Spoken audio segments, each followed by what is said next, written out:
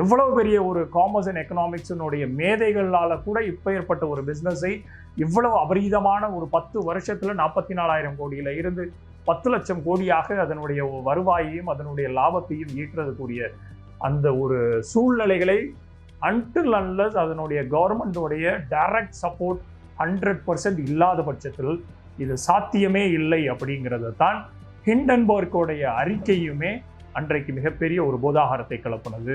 மிகப்பெரிய கான்ட்ராக்டை வாங்குவதற்காக அதானி குழுமம் பல்வேறு முறைகேடான பல்வேறு வழிகளை கையாண்டது அப்படிங்கிறத ஹிண்டன்பர்க் அறிக்கையை வெளியிட்டது. அதற்கு அதானி குழுமத்தினுடைய ஷேர் மார்க்கெட்டினுடைய ஒட்டுமொத்த வீழ்ச்சியை 1 மாத காலமாக பார்த்தோம்.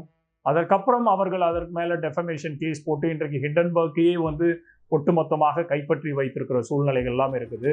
இது போக மீடியாவினுடைய பல்வேறு குழுக்களாக இயங்கி கொண்டிருந்த மீடியாவை ஒரே குடைக்குள்ள கொண்டு அதனை அதானி குழுமம் கைப்பற்றின NDTVயினுடைய நிகழ்வுகளையும் நாம் பார்த்தோம்.